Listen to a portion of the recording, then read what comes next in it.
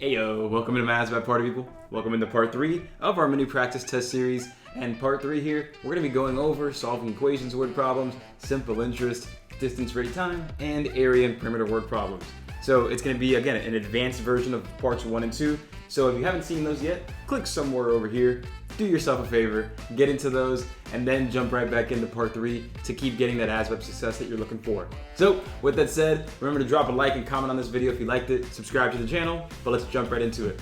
Anderson, your ASVAB coach. Let's ace the ASVAB.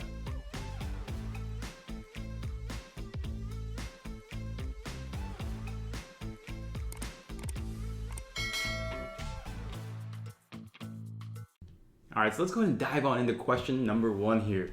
As always, we're going to read the question first, and we want to make sure that, again, we understand what the question's asking us to figure out.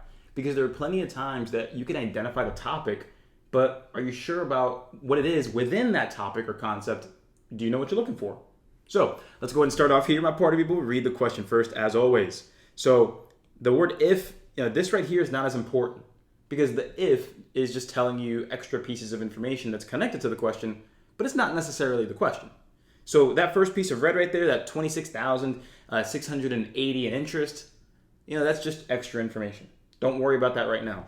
What I will worry about is, again, the question itself. The who, what, when, where, why, how many, which of the following. That's really what matters. So right here, how long did she invest her money? That's what I want to know.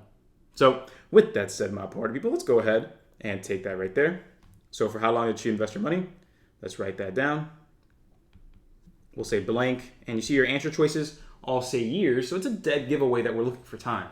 So I'm looking for time here. We're going to say blank, years invested. And again, that extra piece of information, we'll write that down in step 2. That's what we have. And we see that interest earned equals the 26,680. That's how much interest was earned. Great, awesome, sweet, cool, yay. Now, let's look at the problem and look at the other pieces of information. So again, this is how much interest. Then it says Rebecca initially invested $29,000 into the account.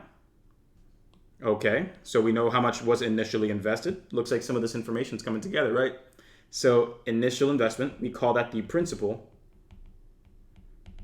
And so the principal was $29,000.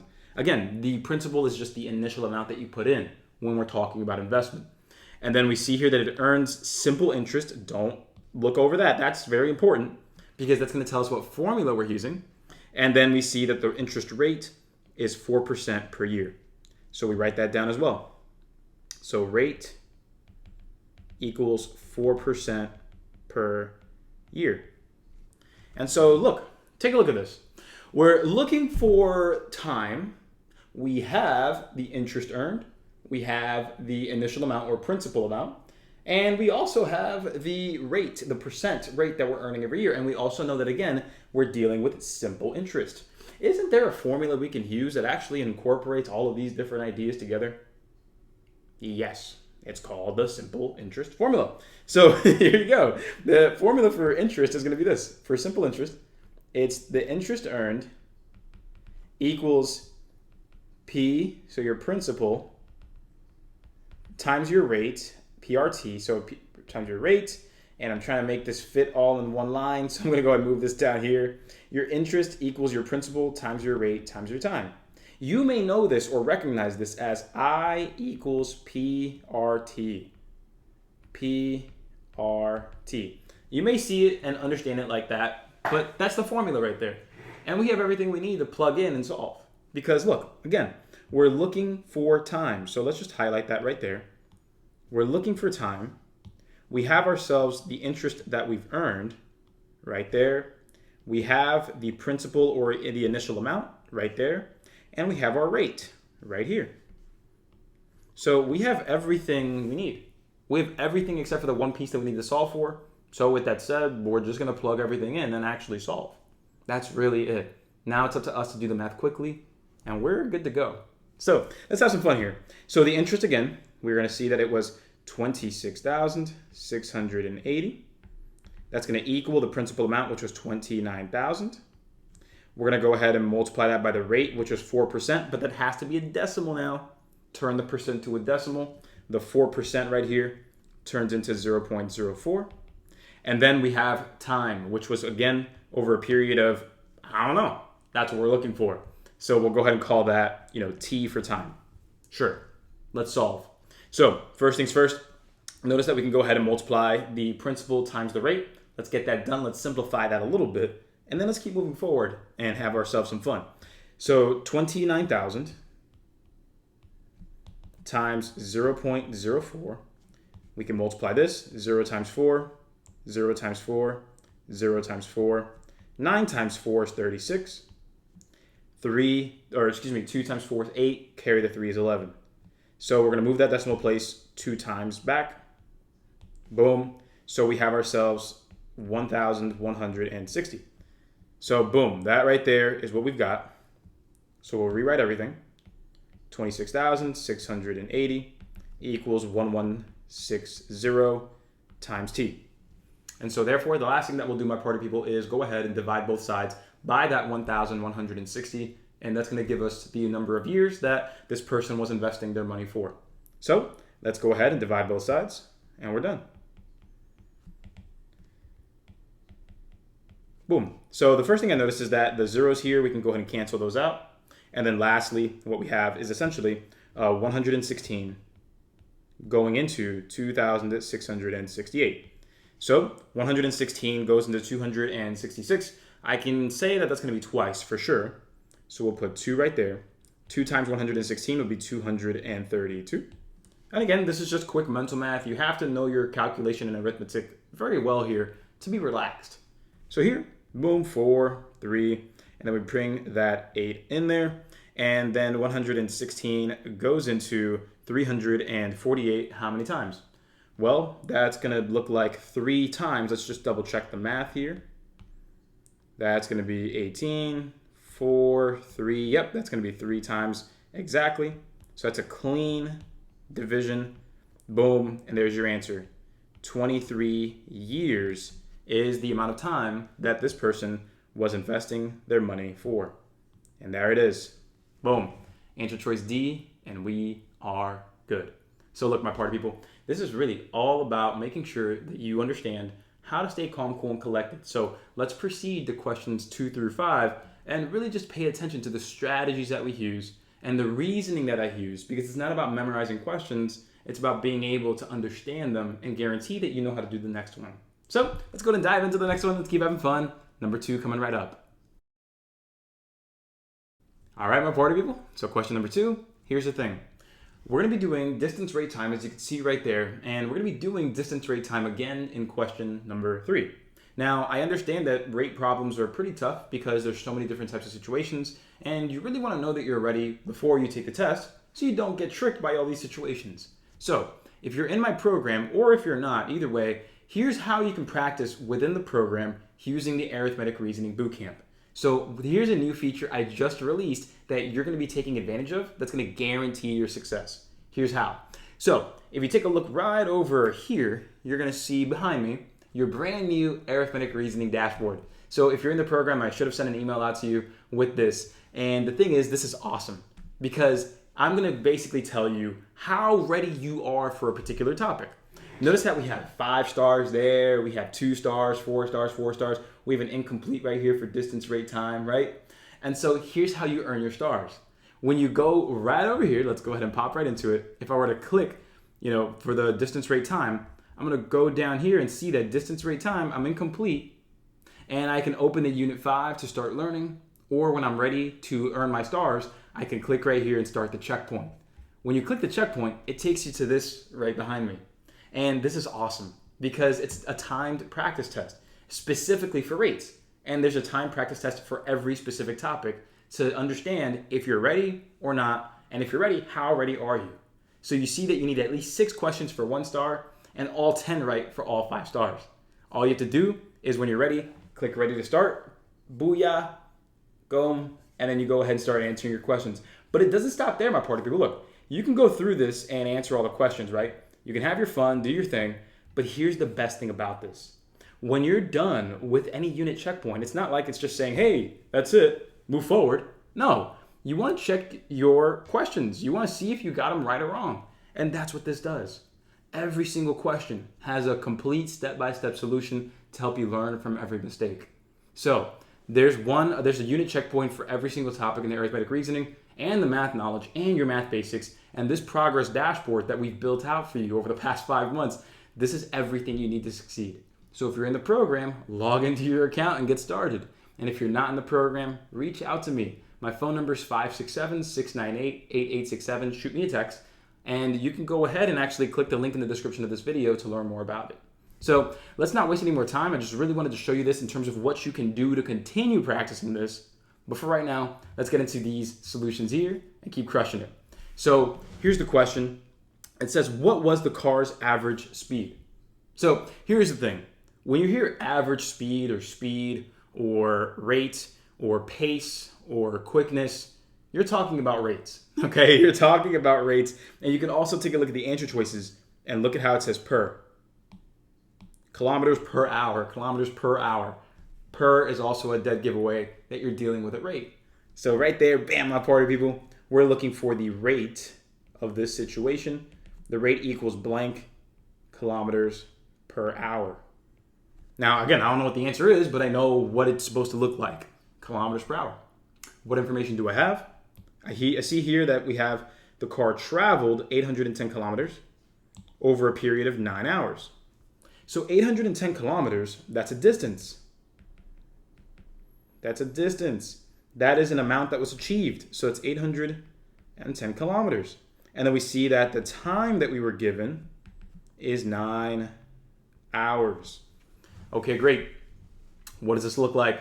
Just like we said, distance, rate, time. We know that. But how do we set things up? Remember that the formula goes like this. Distance equals rate times time. And so therefore, we have our distance, 810 kilometers. We have our time as 9 hours. We plug in our values and we're going to solve. That's straightforward. It's really that simple with a problem like this. But the next one you'll see in the next question, it is slightly more complicated, but it follows the same exact principle. So therefore, let's go ahead and get this done. Plug in your 810, plug in your 9, leave your R. So we have 810 equals 9R. The last thing I'll do is divide both sides by 9, and we're good. My rate equals 90 kilometers per hour.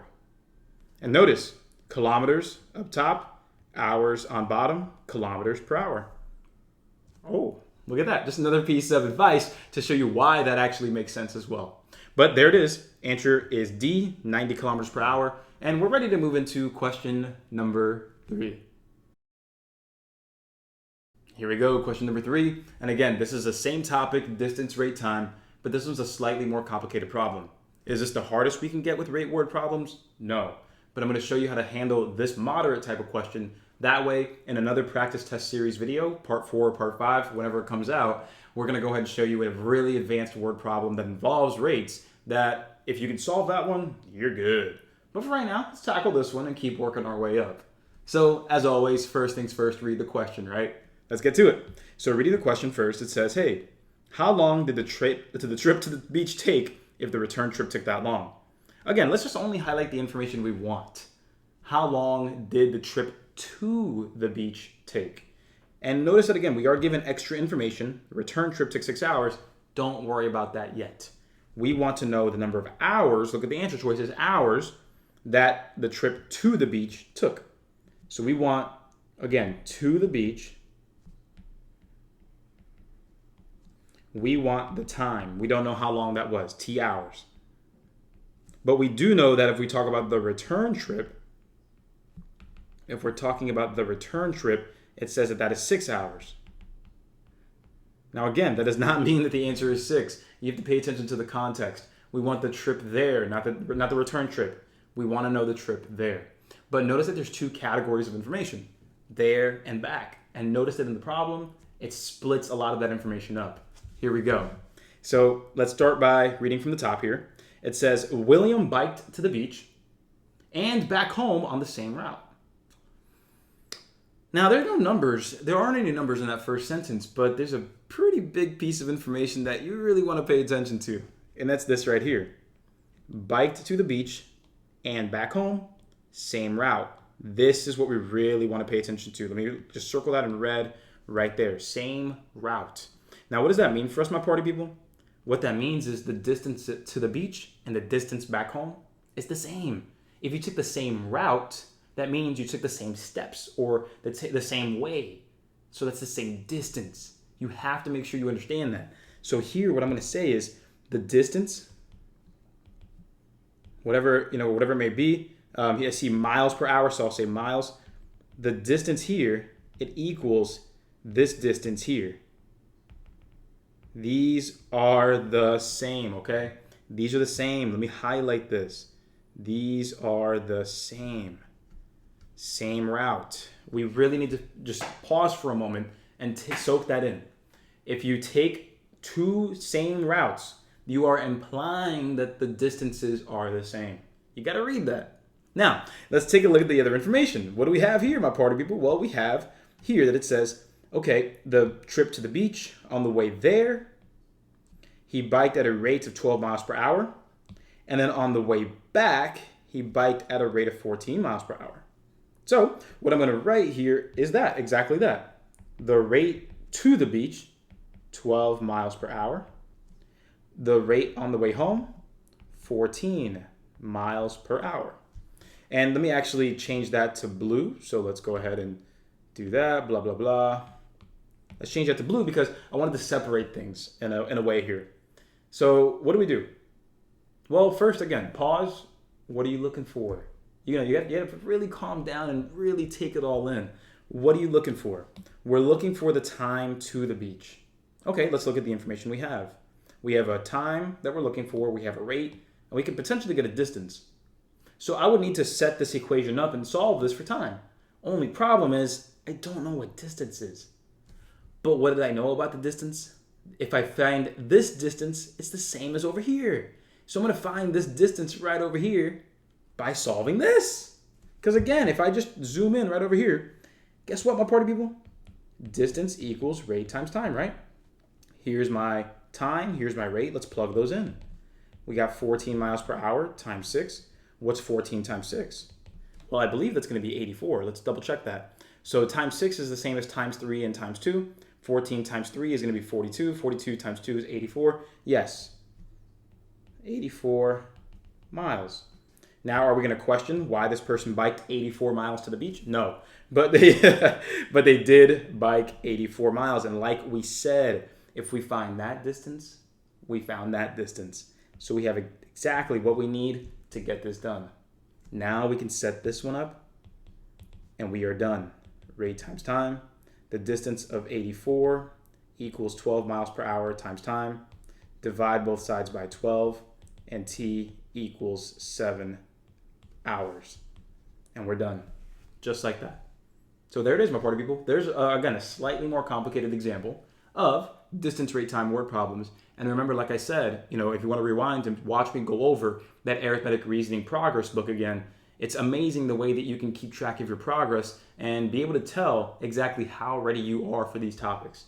I spent almost an entire year working on this with over 10,000 practice questions. So if you have any questions about how the program works or the progress book works, let me know. I'm here to support you all the way until you pass, and I'm more than happy to. Again, all of my information and how to reach out to me, it's all in the description of this video. Do your thing. And again, this is my number right there. I forgot I had a little button. But you can text me at 567-698-8867 if you have any questions at all. I got your back, all right? So let's go ahead and dive on into question number 4, and let's keep the math party going. All right, question number 4. You made it this far. And remember, if you've liked this video so far and you've been enjoying yourself, just go ahead and give it a like and comment your favorite part of the video so far. And don't forget to subscribe to the channel for more free videos. But let's go ahead and dive on in. So right here, how much money did Melissa begin with? Again, every single word problem you go through, stick to reading the question first. So what is it that we're looking for? Well, we're talking about Melissa, and we want to know how much money she started with. So let's write that down. Again, part 1, what we want is we want to know Melissa's starting money amount. So Melissa started with blank dollars. I don't know how much that is, but we know that we're looking for that starting amount. So Initial amount is what we're looking for.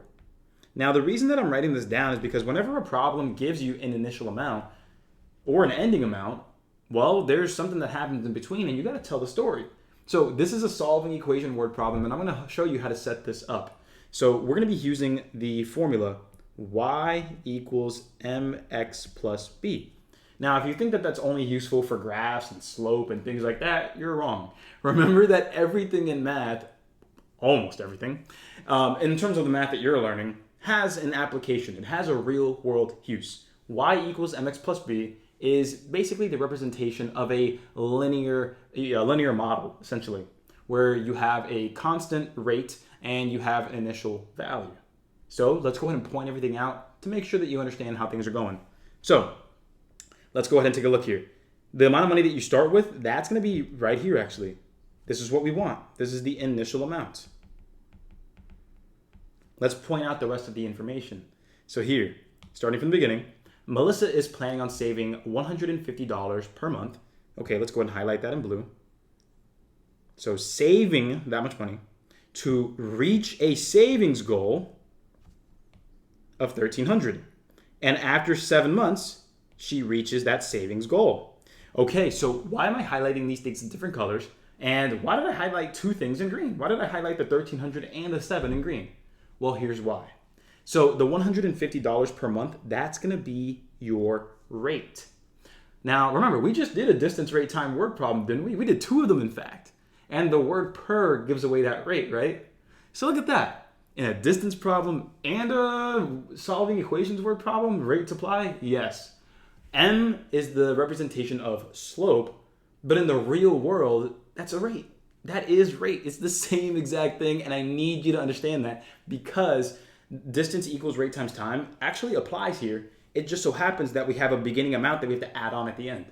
We could technically say distance equals rate times time. But the B right here, there's an initial value. So there's a starting amount that you're going to add on to that distance. So that's the only difference, but they're literally the same exact equation. But never mind that on that little rant. Let's go ahead and get into it here. So the $150 per month, again, this is your rate. And again, that's going to be the $150 per month. Now, why did I highlight the X and the Y, or these two values in green again? Well, that's because they represent the X and the Y. So the Y is going to be the result, and X is going to be what you put in to get that result. So for example, in this question, this person, Melissa, puts in 7 months of savings in terms of the goal. So putting in 7 months, and in return, she gets to the goal of $1,300. So she puts in 7 months and achieves the goal of that $1,300. So the X and the Y are related. Whenever you see two values related like that, boom, you can typically say that one is your input, the 7 months, and the other is the output, getting the $1,300.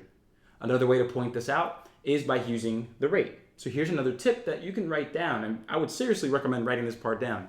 So your rate right here, your $150 per month, remember that your rate is always given to you as Y per X. So in this case, 150 right over here, pay attention, Y per X, $150 per month. So the number of dollars is Y, the number of months is X. Y per X. That makes it very easy to identify what your variables mean. Therefore, boom, your Y is going to be the result, and your X in this case is going to be the time. So the resultant money after X months. So now that we have all of this sorted out, we can plug in the values we have and just solve the equation. Notice how I took an extensive period of time really setting this up for you.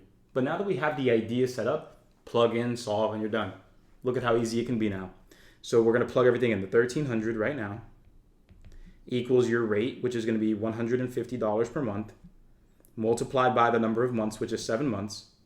And then we add the initial amount. And again, that right there is what we're looking for. Let's go ahead and get into it. 150 times 7.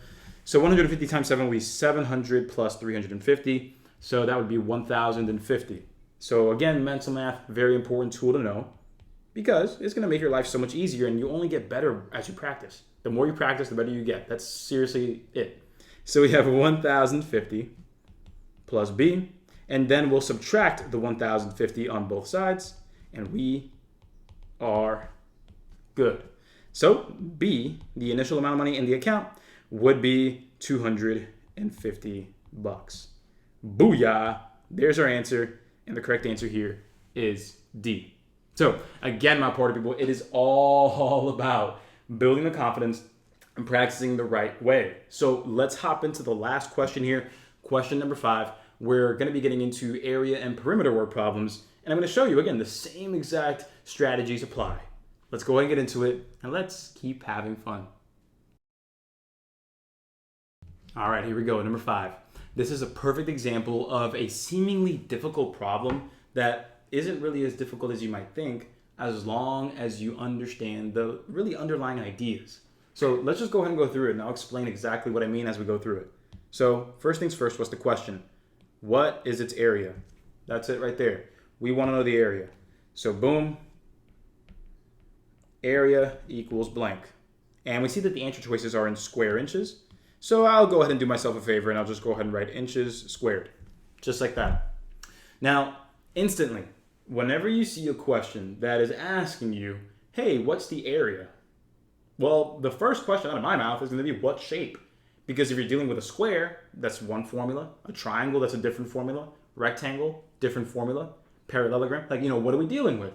So the shape is really, really important here. What shape are we dealing with? Let's take a look instantly, and I see a rectangular picture frame. Right there, rectangular. We're dealing with a rectangle. So let's remind ourselves, what's the area of a rectangle? Well, the area equals length times width. Nothing crazy too far, right? Nothing crazy so far.